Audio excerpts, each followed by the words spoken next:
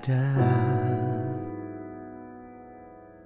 kasih di dunia,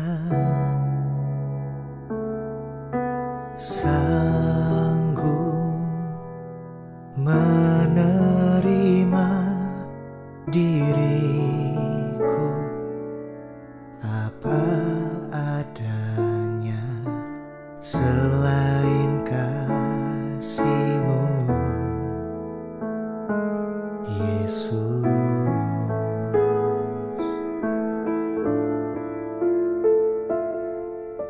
Sungguh tiada lagi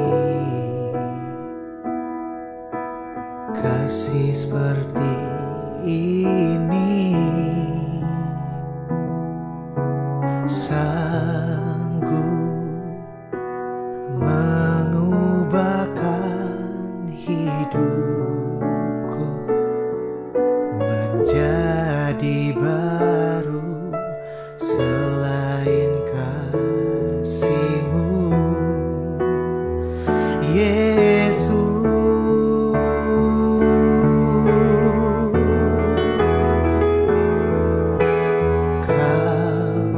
Ku kagumi dalam hati, kasih-Mu tiada duanya. Sampai kini ku akui, kasih-Mu tiada duanya. Ku kagumi dalam hati, kasih-Mu tiada duanya. Sampai kini ku akui, kasih-Mu tiada duanya.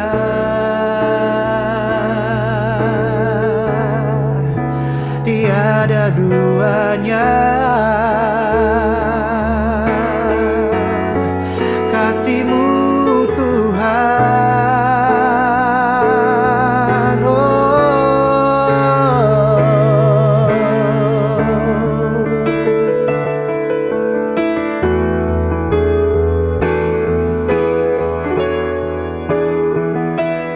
Ku kagum hormat akan Engkau, ku kagum hormat akan Engkau. Kau Allah yang layak dipuji, ku kagum akan Engkau. Ku kagum hormat akan Engkau, ku kagum hormat akan Engkau. Engkau Allah yang layak dipuji, ku kagum akan Engkau. Kau Allah yang layak dipuji, ku kagum. Oh, aku kagum, ku kagum akan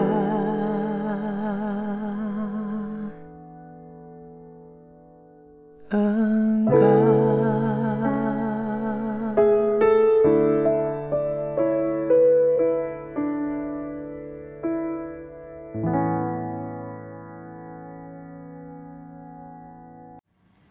Shalom anak budaya Tuhan, dimanapun kalian berada, damai sejahtera sukacita Tuhan ada pada kita. Hari ini adalah hari yang spesial di mana teens dan youth akan melakukan ibadah online bersama. Ibadah ini akan disebut Next Gen Online Service, dilakukan pada hari Minggu jam 11. Jadi sebelum kita memulai ibadah kita, sama-sama kita siapkan hati kita untuk mendengarkan kebenaran firman dan memuji Tuhan. Dan jangan lupa untuk tetap fokus, jangan terdistract.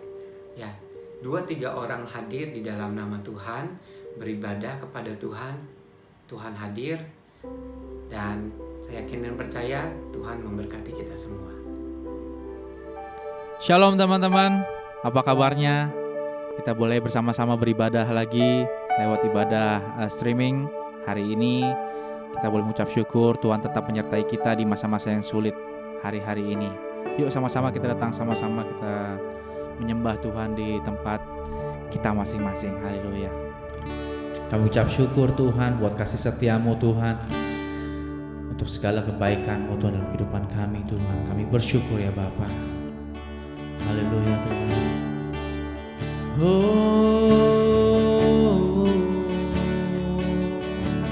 Kami bersyukur Tuhan buat segala kebaikan-Mu, buat segala perlindungan-Mu Tuhan.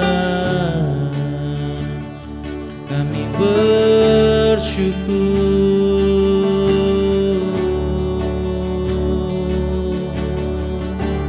Terima kasih Tuhan, terima kasih Yesus. Haleluya.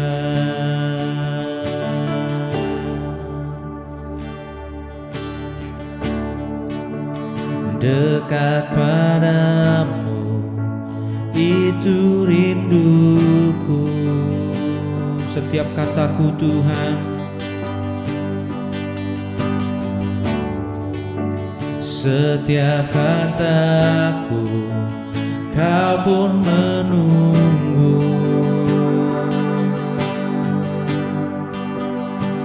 Tak kusangka ku temukan satu kasih yang abadi.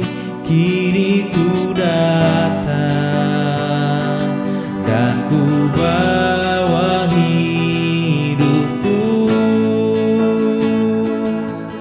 memandang wajah-Mu, mengikuti kebaikan-Mu, mengejar hadir-Mu dalam hidupku,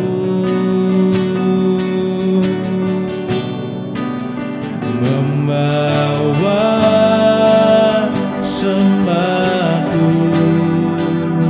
menyatakan kebesaran-Mu, mengejar hadir-Mu di dalam hidupku.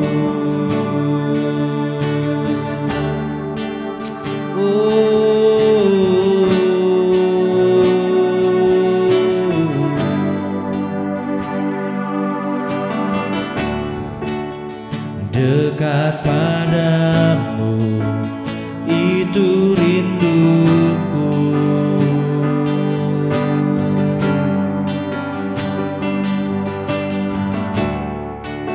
Setiap kataku Kau pun menunggu.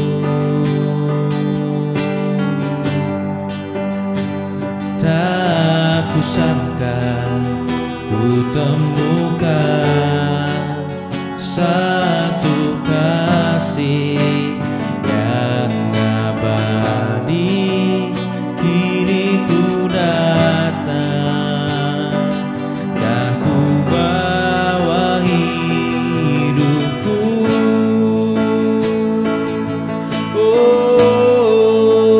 memandang wajah-Mu, mengikuti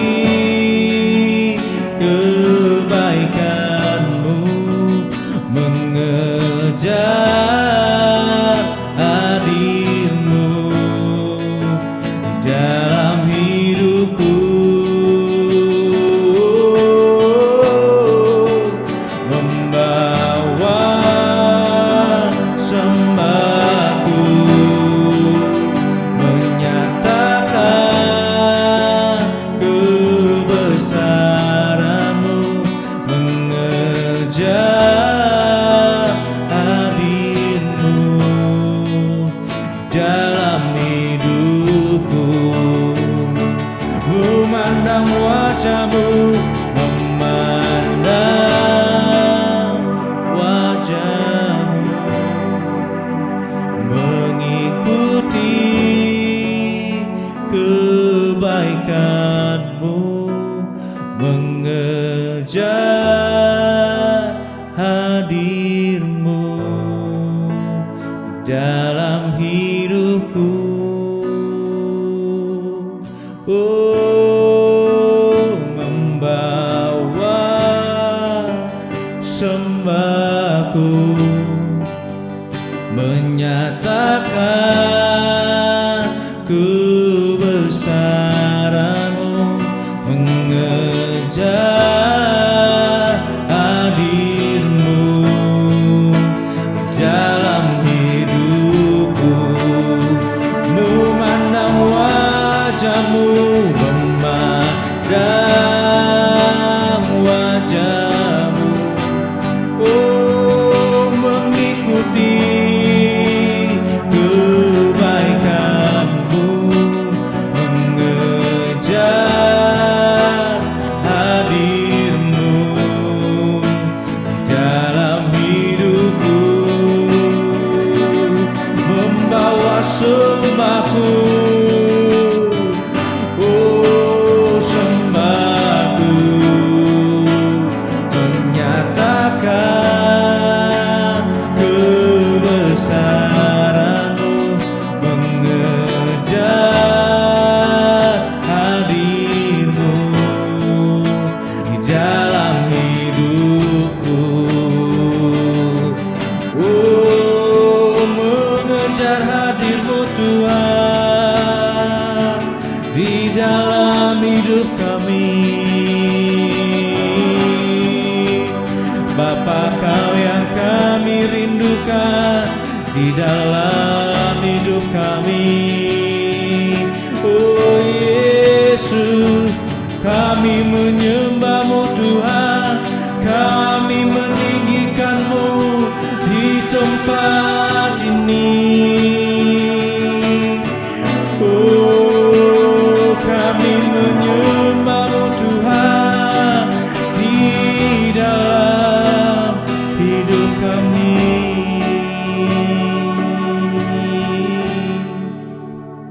Terima kasih Tuhan, terima kasih ya Bapa.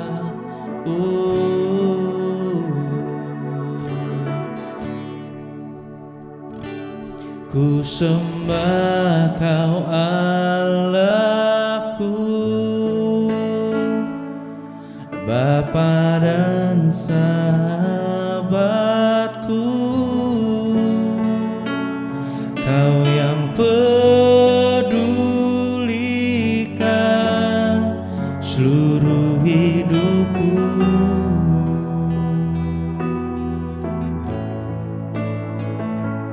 Walau lewati lembah, aku tak ditinggalkan. Yesus kekuatan di hidupku. Ku sembah Kau Allahku, ku sembah Kau Allahku, Bapa dan sahabatku, Kau yang pedulikan seluruh hidupku. Walau lewati lembah, walau lewati lembah, aku tak ditinggalkan. Yesus kekuatan di hidupku.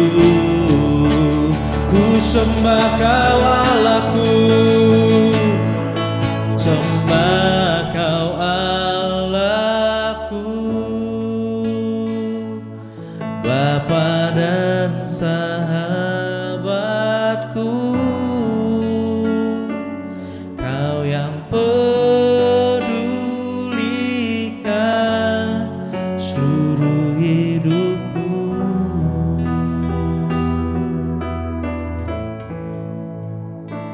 walau lewati lembah, aku tak ditinggalkan. Yesus kekuatan di hidupku.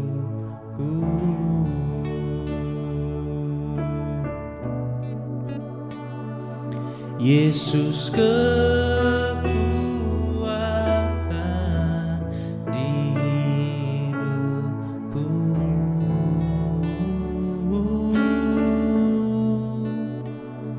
Yesus kekuatan di hidupku.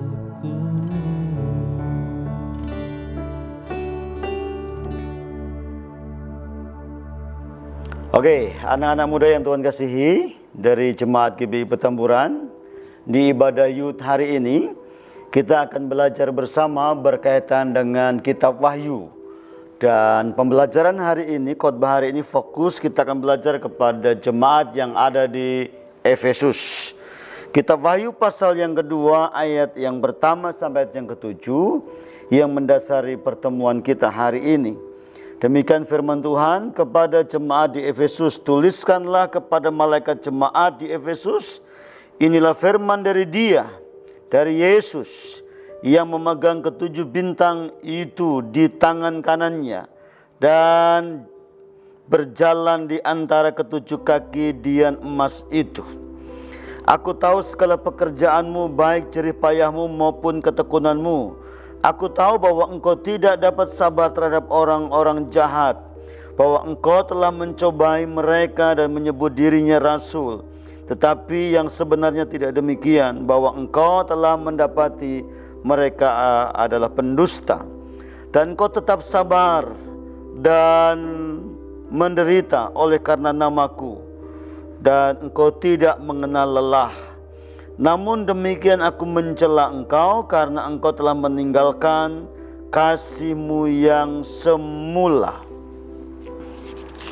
Selanjutnya, sebab itu ingatlah betapa dalamnya engkau telah jatuh, bertobatlah dan lakukanlah lagi apa yang semula engkau lakukan. Jika tidak demikian, aku akan datang kepadamu dan aku akan mengambil kaki dianmu dari tempatnya jika engkau tidak bertobat. Tetapi ini yang ada padamu, yaitu engkau membenci segala perbuatan pengikut-pengikut Nikolaus yang juga kubenci. Siapa bertelinga, hendaklah ia mendengarkan apa yang dikatakan Roh kepada jemaat-jemaat. Barang siapa menang, ia akan kuberi makanan dari pohon kehidupan yang ada di taman Firdaus Allah.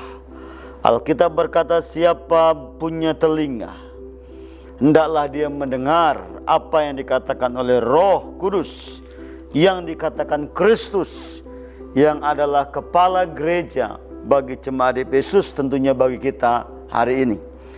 Anak-anak muda yang Tuhan kasihi, rekan-rekan sepelayan Tuhan berkati, kepada jemaat di Efesus, Yesus berbicara dan perkataannya sangat luar biasa. Yang pertama, Yesus berkata, saya yang adalah firman, yang memegang ketujuh bintang di tangan kanannya dan berjalan di antara kaki dian emas itu. Yesus berkata mulai ayat pertama, saya yang memiliki ketujuh jemaat di Asia Kecil, bagian barat Asia itu, yaitu jemaat Efesus, Smyrna, Pergamus, dan lain sebagainya. Dan aku yang berkuasa atas mereka, dan aku yang ada di tengah-tengah mereka. Karena Kristus yang punya jemaat, Kristus yang ada di antara jemaat, maka Kristus berhak menilai keadaan jemaat, dan Kristus yang ada di tengah-tengah jemaat, Kristus juga yang tahu betul apa yang dikerjakan oleh jemaat-jemaat itu kepada ketujuh jemaat yang ada di Asia Kecil itu, saudara. Salah satunya adalah Efesus. Mari kita belajar apa yang dimengerti, apa yang dilihat oleh Kristus, apa yang menjadi pujian Kristus, tetapi juga apa yang menjadi nasihat, kritik, dan celaan Kristus kepada orang-orang yang ada di Efesus. Kita akan belajar dua perkara penting hari ini berkaitan dengan jemaat di Efesus. Yang pertama, Tuhan berkata begini, aku tahu tentang pekerjaanmu, tentang jerih payahmu. Engkau hebat dalam pelayanan. Engkau hebat juga untuk menangkal penyesat. Dan kau berani menderita. Dan kau tidak kenal lelah dalam pelayanan pekerjaan Allah. Saudara yang Tuhan kasihi, mari kita belajar mengerti begini. Tuhan yang hadir di gerejanya, Tuhan yang ada di tengah-tengah orang percaya, Tuhan mengerti apa yang kita kerjakan. Tuhan mengerti pola hidup kita. Tuhan mengerti motivasi pelayanan kita. Tuhan paham betul tentang apa yang sedang kita kerjakan di saat kita beribadah, di saat kita melayani, dan di saat kita sungguh-sungguh atau tidak pada waktu kita beribadah dan melayani, ataupun kita melakukan aktivitas apapun. Kenapa? Karena Alkitab berkata, Tuhan yang Maha Tahu, Tuhan yang ada di tengah-tengah umatnya. Tuhan yang Maha Tahu, Dia hadir di antara orang-orang percaya. Jadi saudara bisa bayangkan begini, anak-anak muda, dengar ya. Jadi pada waktu kita beribadah hari ini, baik Anda ibadah di rumah atau dimanapun Anda berada, Dia mengerti betul bahwa hari ini Anda sedang melakukan apa, sedang beribadah seperti apakah pola Anda ibadah hari ini. Tahu betul Allah. Karena Allah ada di antara kita. Alkitab berkata bahwa tubuh kita adalah bait Allah, Dia tinggal dalam hidup kita. Alkitab berkata, 2-3 orang berkumpul demi namaku, aku ada di situ. Jadi Allah selalu hadir dalam hidup kita. Allah mengerti betul apa yang kita perbuat. Alkitab berkata, kemanakah aku akan pergi menjauhi rohmu ya Tuhan? Sekalipun aku harus pergi ke ujung bumi, ke langit pun Allah ada di sana. Atau mungkin kalau saya bahasakan, sekalipun aku harus terus bersembunyi di tempat yang paling gelap pun, Allah ada di sana dan tahu tentang apa yang aku lakukan. Sebenarnya dari ayat ini kita harus belajar memahami begini. Kalau Allah tahu betul siapa kita, dan Allah yang tahu siapa kita menilai hidup kita, harusnya kita belajar bekerja, melayani, beribadah, harus penuh rasa hormat, dengan sungguh-sungguh dan tidak main-main. Sang firman yang adalah Kristus berkata kepada jemaat di Efesus, aku tahu apa yang kamu kerjakan. Dan hari ini juga, tentang apa yang kamu kerjakan, aku memberikan sebuah penilaian. Nah, Tuhan yang tahu apa yang kita kerjakan, Tuhan yang tahu apa yang kita sedang buat dalam pelayanan, Tuhan memberikan sebuah penilaian. Dan Tuhan jujur dengan penilaiannya itu. Penilaian Tuhan berkata, aku tahu jerih lelahmu, engkau benar-benar melayani dengan luar biasa. Tetapi Tuhan berkata, aku juga menilai bahwa ada sesuatu yang kurang, ada sesuatu yang gak tepat, ada sesuatu yang perlu saya benahi, yang saya tegur, yang kamu melupakannya dan meninggalkannya. Apa itu? Kasih mula-mula. Saudara yang Tuhan kasihi, rekan-rekan muda yang Tuhan berkati, saya mau berbicara dua hal dari ayat ini. Yang pertama, bahwa Tuhan, perhatikan, bahwa Tuhan tidak terkecoh dengan banyaknya pelayanan, sekalipun itu penting, dan Tuhan memberikan penilaian khusus buat itu. Tetapi Tuhan lebih tertarik kepada dasar pelayanan itu. Perhatikan baik-baik. Aku tahu engkau berjerih lelah, aku tahu engkau melayani, aku tahu beribadah. Tapi dasar semuanya itu, Alkitab berkata, dasarnya sebuah rutinitas. Dasarnya karena kamu jadwalan. Dasarnya karena kamu melakukan rutinitas keagamaan. Dasarnya bukan kasih mula-mula. Saudara yang Tuhan kasihi, mari kita paham begini. Tuhan mau semua bentuk pola ibadah kita, Tuhan mau supaya semua bentuk pola pelayanan kita dasarnya adalah kasih. Tuhan tidak ingin pola pelayanan kita dasarnya bukan kasih. Dan kasih itu disebut kasih mula-mula. Apa arti kasih mula-mula? Kasih mula-mula artinya adalah kasih yang dimiliki seseorang di saat seseorang itu sedang atau mengalami sesuatu yang baru, yang dibanggakan, yang nilainya melebihi segala-galanya. Dan kalau dia melakukan kasih itu betul-betul dengan setulus hati, spontanitas, dan tidak ada pemikiran untung rugi atau ada pemikiran saya dapat apa. Itu kasih. Pada waktu seseorang pertama kali jatuh cinta, maka cinta itu membara, terngiang-ngiang di pikiran. Bahkan ada pepatah orang suka bilang begini, kalau cinta itu melekat, waduh, yang kotor pun rasa coklat. Kira-kira begitu, saudara. Jadi artinya kalau cinta itu sudah menjadi bagian hidup kita yang paling kuat, sebenarnya apapun yang kita lakukan, dasarnya satu, all out buat Tuhan. Itulah sebabnya di dalam kitab Matius Tuhan berkata begini, kasihlah Tuhan Allahmu dengan segenap hatimu, dengan segenap akal budimu, dengan segenap jiwamu, dan dengan segenap kekuatanmu. Jadi Tuhan mau supaya semua bentuk pelayanan kita, semua bentuk ibadah kita, semua bentuk apa yang kita kerjakan buat kerajaan Allah, dasarnya karena saya mengasihi Tuhan. Saudara yang Tuhan kasihi, kalau kita punya kasih dan kasih itu membara dalam hidup kita, mendasari pelayanan kita, maka pelayanan kita tidak ada pelayan berpikir untung dan rugi.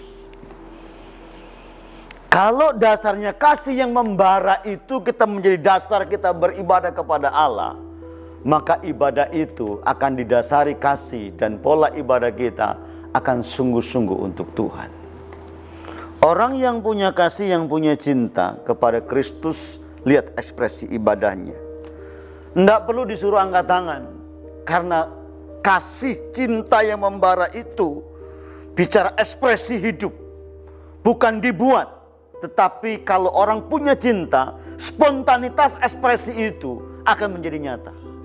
Jadi orang dengan nyanyi berkata, Engkaulah Tuhan. Jadi tidak perlu disuruh, karena cintanya yang besar, pemahamannya yang benar, dia mengekspresikan dengan spontan tentang kasihnya itu.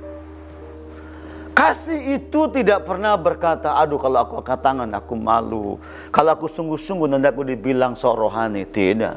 Orang yang dasarnya kasih, orang yang melayani dasarnya kasih, dia nggak berbicara tentang aku rugi, aku untung. Yang dibicarakan hanya berkata, apa yang kulakukan semuanya ini karena dasarnya adalah kasih. Jadi saya lakukan, saya buat untuk Tuhan karena saya mengasihi Tuhan. Mari kita paham hari ini. Jadi sekali lagi, dasar pelayanan kita, dasar ibadah kita harus kasih. Dan kasih ini tidak boleh hilang. Kasih ini tidak boleh ditinggalkan. Kasih ini tidak boleh luntur. Dan kasih ini harus kita miliki untuk selama-lamanya, selama kita hidup di bumi ini. Ini dasar yang paling kokoh. Pelayanan kita harus kasih. Yang kedua, rekan-rekan muda, yang menjadi nilai dari teguran sapaan Kristus kepada jemaat di Efesus, selain kasih menjadi dasar, yang kedua adalah Kristus lebih tertarik kepada pribadinya dibanding kegiatan pribadi itu. Mari perhatikan pada ayat yang keempat. Namun demikian aku mencela engkau, karena engkau telah meninggalkan kasihmu yang mula-mula. Perhatikan baik-baik. Dari semua yang kamu lakukan tentang pelayanan peribadatan, tapi aku mencela engkau karena kamu, perhatikan, kepada person seseorang, kepada jemaat-jemaat, saya itu lebih tertarik kepada kamu, itu yang terutama dibanding perbuatanmu. Sebab kalau kamu melakukan perbuatan-perbuatan dasarnya salah, maka semua akan menjadi tidak benar atau salah. Saudara yang Tuhan kasihi, mari perhatikan beberapa contoh di dalam Alkitab. Kain dan Habil sama-sama memberikan persembahan kepada Allah dalam kitab Kejadian. Tetapi Alkitab berkata yang diindahkan adalah Habel, bukan Kain. Kenapa? Pertanyaannya. Di dalam kitab Ibrani pasal 11, di dalam kitab 1 Yohanes, dan di dalam kitab Matius dijelaskan bahwa Habel memberi yang lebih baik dibanding Kain. Dari hal itu menunjukkan bahwa Habel hidupnya benar. Orang benar, pemberiannya benar. Terus di dalam kitab Matius dan dalam kitab 1 Yohanes dikatakan, Kain persembahannya tidak diterima oleh Tuhan karena dia jahat. Orang jahat, pemberiannya pasti tidak benar. Toh kalau pemberiannya benar, itu munafik. Kenapa? Karena memang dasar hidupnya tidak benar. Jadi kalau saya orang benar, otomatis pemberiannya benar. Saya orang benar, pelayanannya benar. Saya orang benar, otomatis ibadah saya benar. Kalau saya tidak benar, apakah saya bisa ibadah? Bisa.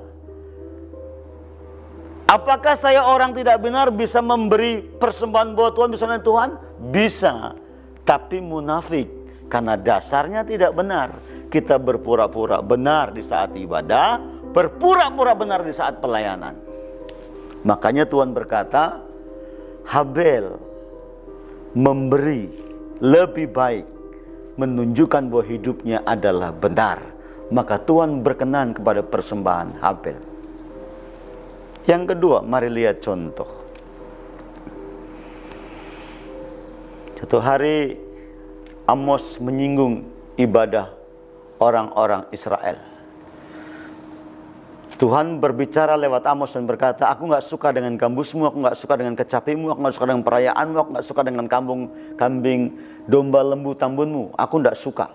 Yang aku suka adalah yang mempersembahkan sapi lembu tambun. Yang aku suka adalah yang memainkan gambus dan kecapi. Yang kusuka adalah dia yang mempersembahkan korban, adalah dia yang hidup benar. Orang Israel hidup tidak benar, masih memainkan kecapi. Orang Israel hidup meninggalkan Tuhan, masih mempersembahkan korban karena sebuah tradisi. Maka Tuhan berkata, aku benci dengan perayaanmu dan ibadahmu itu, karena hidupmu tidak benar. Saudara dengar baik. Yesus pernah berkata kepada wanita Samaria di sumur Yakub itu. Yesus berkata begini, pada akhirnya nanti kamu tidak menyembah di gunung ini, dan kami tidak menyembah juga di Yerusalem. Karena pada akhirnya Allah mencari siapa? Penyembah-penyembah, pribadi-pribadi yang benar. Itu sebabnya anak-anak muda yang Tuhan kasih, hari ini dengar baik. Anda boleh melayani, boleh main musik, Anda boleh melayani dalam WL Singer, apapun Anda boleh kerjakan. Tapi kalau dasar hidup Anda tidak benar, itu namanya sebuah kemunafikan. Dan kepada orang-orang munafik, Yesus berkata begini, hai orang Farisi, kamu menggunakan jubah kebesaran keagamaan, tapi hatimu,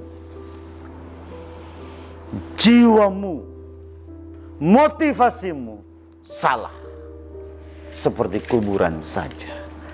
Jadi kepada jemaat di Efesus, Tuhan berkata begini, saya tahu engkau sedang melakukan banyak pekerjaan semuanya ini, tetapi dasarnya salah. Kamu mengerjakan dengan sebuah rutinitas kebiasaan. Kembalilah kepada kasih dasarnya dalam pelayanan dan peribadatan. Yang kedua, kamu melakukan banyak hal untuk pekerjaanku, tetapi kamu nggak mengerti bahwa aku lebih tertarik dengan pribadi kamu yang sering duduk mendengar suaraku. Itu sebabnya Tuhan berkata kepada Marta begini, Marta, Marta, kamu terlalu sibuk. Maria telah memilih yang terbaik, duduk diam di bawah kakiku. Melayani boleh,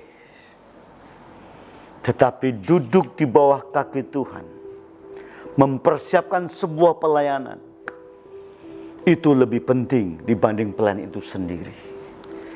Satu hari rekan-rekan muda yang Tuhan kasihi di GBI Citra Grand, pernah saya menyuruh seorang aktivis khotbah hari Minggu. Dia bukan pendeta, dia juga bukan wakil gembala. Dia seorang aktivis yang saya tahu hidupnya benar, pelayanannya bagus. Satu hari saya suruh khotbah di hari Minggu. Dan bapak ini berkata begini, Pak, untuk khotbah hari Minggu, saya tidak bisa sembarangan. Untuk cerita sekolah minggu saja saya persiapkan dengan baik, saya jumpa dengan Tuhan. Apalagi buat ibadah khotbah hari Minggu. Dia puasa 1 minggu, dia jumpai Tuhan dan berkata, Tuhan berbicara apakah aku kepada jemaat yang saya layani. Artinya apa? Sebelum dia banyak berbicara dalam pelayanan, dia cari wajah Tuhan. Dia membangun keintiman dengan Tuhan. Dia mengoreksi hidup dengan Tuhan. Dia minta tuntunan Tuhan, minta bimbingan Roh Kudus. Dia jumpai Tuhan sungguh-sungguh. Setelah itu pelayanan. Beda dengan jemaat di Efesus, sibuk melayani, tapi tidak pernah berjumpa dengan Tuhan, sumber kekuatan pelayanan. Ini yang tadi saya bilang, Tuhan itu lebih tertarik sebenarnya kepada orang-orang yang memulai segala sesuatu bersama dengan Tuhan. Jadi sekali lagi saudara, jangan pernah kita melayani ataupun beribadah ataupun mengerjakan segala sesuatu tanpa dasar kasih yang sungguh-sungguh. Itu yang pertama. Yang kedua, saya mau sampaikan, yang kedua, jangan pernah melayani, jangan pernah beribadah, melakukan segala sesuatu kalau hidupmu sendiri tidak benar. Karena kalau hidup kita tidak benar, nanti hasilnya juga menjadi sia-sia. Itu sebabnya rekan-rekan muda yang Tuhan kasih di GBI Petamburan, mari hari ini senangkan Tuhan dengan standar Tuhan. Mari layani Tuhan dengan standar Tuhan, jangan standar kita. Jadi kalau saya melayani Tuhan, saya hamba Tuhan, saya melayani Tuhan, saya menyenangkan Tuhan, standar yang saya pakai adalah standarnya Tuhan, maunya Tuhan, bukan mau saya. Karena itu hari ini perhatikan baik. Tuhan berkata kepada jemaat di Efesus, karena itu, Tuhan berkata apa? Karena itu bertobatlah, lakukanlah lagi, ambillah lagi, kenakanlah lagi, buatlah dasar seperti dulu, bahwa kamu melayani karena kamu mengasihi aku, bukan karena tradisi, kebiasaan, rutinitas. Bertobatlah supaya kamu diberkati Tuhan. Mari semua sama-sama periksa diri, melihat diri kita, dasar pelayanan kita benar atau tidak.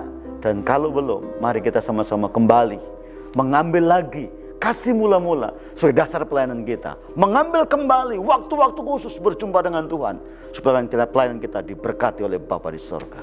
Kiranya firman ini memberkati Anda. Amin. Kami bersyukur Tuhan untuk setiap firman yang telah Kau taburkan Tuhan dalam kehidupan kami Tuhan lewat hamba-Mu Tuhan. Biar saudara kami memiliki kasih mula-mula Tuhan, kasih yang benar-benar mengasihi Tuhan Yesus Allah kami Tuhan. Biar kami bisa juga mengasihi orang-orang yang ada di sekitar kami Tuhan. Biar kami kembali kepadamu ya Tuhan. Terima kasih Tuhan, biar setiap kehidupan kami boleh berguna untuk orang lain Tuhan. Kami yakin percaya Tuhan bahwa Kau tahu setiap dari isi hati kami Tuhan. Kau tidak melihat apa yang kami perbuat Tuhan, seberapa besar Tuhan yang kami perbuat Tuhan. Tapi Kau melihat setiap isi hati kami Tuhan, seberapa kami tulus Tuhan mengasihi-Mu, seberapa kami tulus mengasihi setiap sesamamu Tuhan yang ada di bumi ini Tuhan. Terima kasih Bapa. Kami bersyukur Tuhan, hanya dalam nama Tuhan Yesus Allah kami yang hidup. Haleluya. Amin. Yeay, saatnya pengumuman.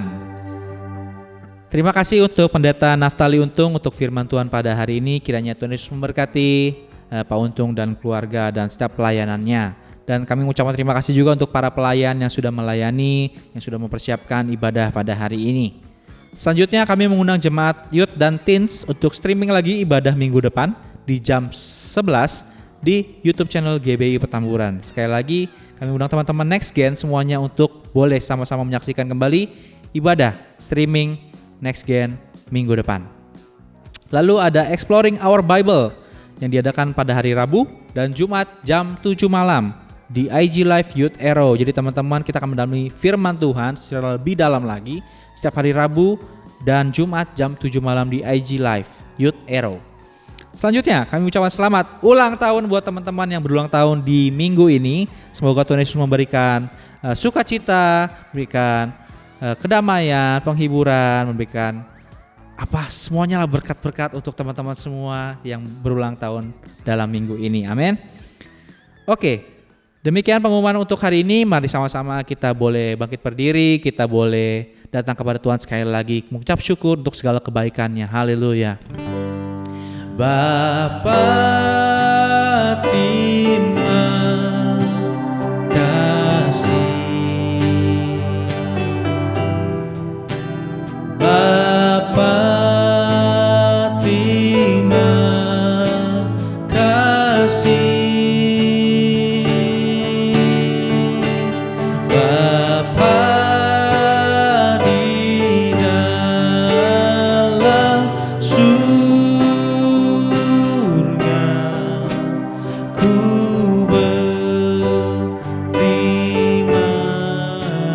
kasih.